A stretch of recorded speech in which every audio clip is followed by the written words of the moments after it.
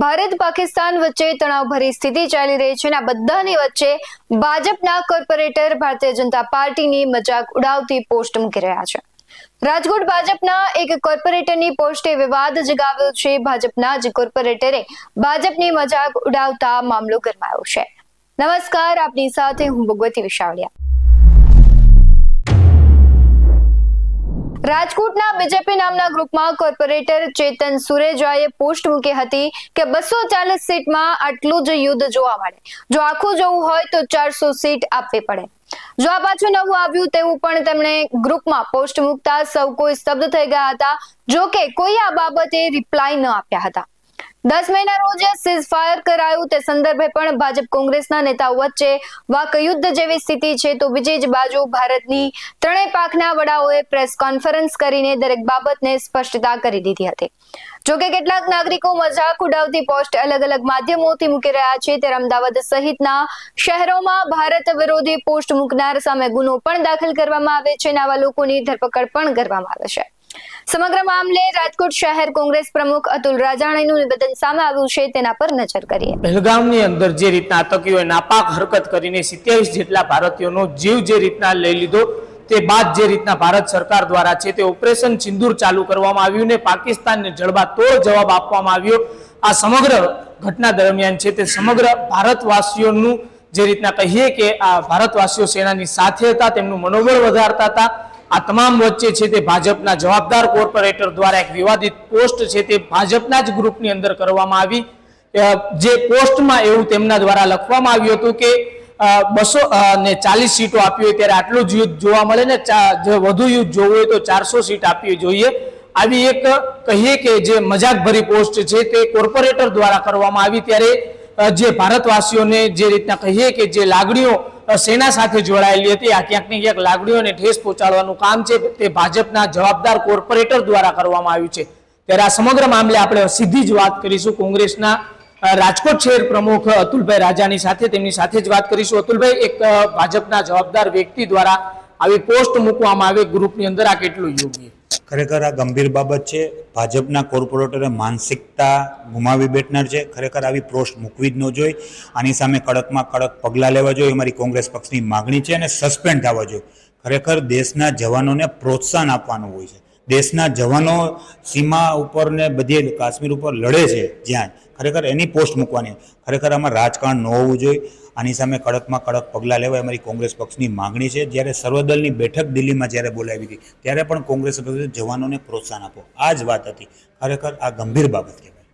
જે રીતના અતુલભાઈ તેમના દ્વારા જે પોસ્ટ મૂકવામાં આવી છે, આની માનસિકતાને કેવી ગણવી તમારા મતે? ખરેખર માનસિકતા તો હાવ એની છેલ્લી કક્ષાએ ગઈ છે। એને કોઈ ખબર નથી પડતી કોર્પોરેટર પર શું બોલવું, શું પોસ્ટ મૂકવી ખબર નથી। ખરેખર આવી પોસ્ટ મૂકવી જ ન જોઈએ। જવાનોની પોસ્ટ મૂકવી જોઈએ। જવાનો દેશ માટે લડે છે, કોઈ ભાજપ કે કોઈ લડતું નથી। ખરેખર આ ગંભીર બાબત કહેવાય।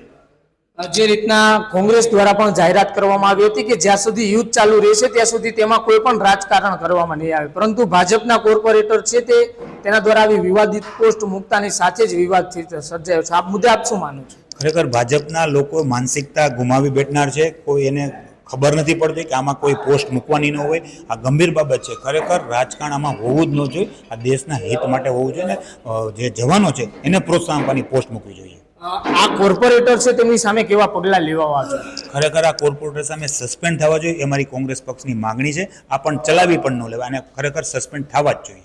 જે રીતના જે કોર્પોરેટર દ્વારા છે તે આ પોસ્ટ મૂકવામાં આવી છે, તે કોર્પોરેટરનું પદ છે તે રદ થવું જોઈએ તે પ્રમાણની નિવેદન છે તે અતુલભાઈ દ્વારા આપવામાં આવ્યું છે। અને આ કોંગ્રેસ પક્ષ દ્વારા જે રીતના નિવેદન આપવામાં આવ્યું છે કે જે રીતના ભાજપના જવાબદાર કોર્પોરેટર જે આવી પોસ્ટો મૂકે છે ખરેખર યોગ્ય નથી। આ પોસ્ટે રાજકોટ શહેર ભાજપના ટોચના હોદ્દેદારોને પણ શરમજનક સ્થિતિમાં મૂકી દીધા છે। ભાજપના ગ્રુપમાં 462 જેટલા સભ્યો છે, જેમાં રાજકોટના 4 ધારાસભ્ય, તમામ કોર્પોરેટર ઉપરાંત પૂર્વ અને વર્તમાન હોદ્દેદારોનો પણ સમાવેશ થાય છે। આ પોસ્ટ થકી કોર્પોરેટર ચેતન સુરેજા શું કહેવા માંગે છે તે તો તેઓની પૂછપરછ થાય તો જ ખ્યાલ આવે। સમગ્ર મામલે શહેર ભાજપ પ્રમુખ માધવ દવે મીડિયા સામે આવ્યા હતા અને તેમણે શું કહ્યું છે તેના પર નજર કરીએ। મારા પાસે સવારમાં જ આ બાબતની મીડિયા દ્વારા માહિતી મને મળી અને મેં તુરંત જ અમારા જે નગરસેવકનો ઇસ્યુ થયો એની સાથે પણ મેં વાત કરી વિવાદ થાય એવી ઘટના એટલા માટે હું નથી ગણતો કે એમને કોઈ ફોરવર્ડિંગ પોસ્ટ આવી હતી અને એ હ્યુમર ઇમોજી તરીકે એમણે લઈ અને એ પોસ્ટને એમને ફોરવર્ડ એમનાથી થઈ ગઈ હતી. પણ અત્યારના સંજોગો જોતાં આ યોગ્ય ન ગણાય એટલે એમને પણ એ સમજાઈ ગયું અને મેં અધ્યક્ષ તરીકે મારે જે એમને કહેવાનું હોય કે ભાઈ આપણી પાર્ટી કે શિસ્તબદ્ધ પાર્ટી છે એમાં આ પ્રકારનું કાંઈ પણ આપણે નથી કરતા, તો એ પણ એમણે વાતને મારી સ્વીકારી લીધી અને મારે વાત થઈ એ પહેલાં જ એમણે એ સોશિયલ મીડિયા પોસ્ટને દૂર કરી દીધી હતી. મને એમણે અધ્યક્ષ તરીકે પોતે મને દિલગીરી પણ વ્યક્ત કરી, એમણે મને સોરી પણ કહ્યું અને મેં પણ એમણે જે મને વાત કરી અને એમણે દિલગીરી વ્યક્ત કરી એ બાબતની મેં પણ અમારા પ્રદેશના અગ્રણીઓ સાથે વાત કરી લીધી. એટલે મને એવું લાગે છે કે ચોક્કસ અત્યારના સમય જે ચાલી રહ્યો છે એ મુજબ કોઈ પણ વિવાદ થાય એવી ઘટના ન જ બનવી જોઈએ અને એ વાત સાથે હું પૂર્ણ રીતે સહમત છું. અને અધ્યક્ષ તરીકે મારે જે એમને કહેવાનું હતું એ બધું જ મેં એમને કહી દીધું છે અને એમણે પણ એ વાતને સ્વીકારી અને દિલગીરી વ્યક્ત કરી અને આ બાબતે ખેદ વ્યક્ત કર્યો છે અને એમણે બધી જ પોસ્ટને રિમૂવ પણ કરી દીધી છે. ચેતન સુરેજાએ પોતે માફી માંગી હોય તેવું ભાજપ શહેર પ્રમુખ કહી રહ્યા છે અને આ મામલે તેમણે પ્રદેશ કક્ષાએ પણ જાણ કરી છે અને વર્તમાન સમયમાં આવી પોસ્ટ ન કરવી જોઈએ તેવું તેમણે જણાવ્યું છે અને આ મામલે ચેતનભાઈનો ઈરાદો અન્યથા નહોતો તેવું તેમણે કહ્યું છે. ખબર નહીં ચેતનભાઈ સાચું કહેવા માંગતા હતા કે ભૂલથી સાચું બોલાઈ ગયું કે પછી ભૂલ થઈ ગઈ છે. આ મામલે આપનું શું કહેવું છે કમેન્ટ કરી જરૂરથી જણાવજો. આવા જ વધુ અહેવાલો સાથે ફરી મળતા રહીશું. તમે અમારી યુટ્યુબ ચેનલને સબસ્ક્રાઇબ કરવાનું, અમને ફેસબુક અને ઇન્સ્ટાગ્રામ પર ફોલો કરવાનું ભૂલશો નહીં. બાકી નવી અપડેટ્સ મેળવવા માટે જોતા રહો BS9 TV ન્યૂઝ. નમસ્કાર.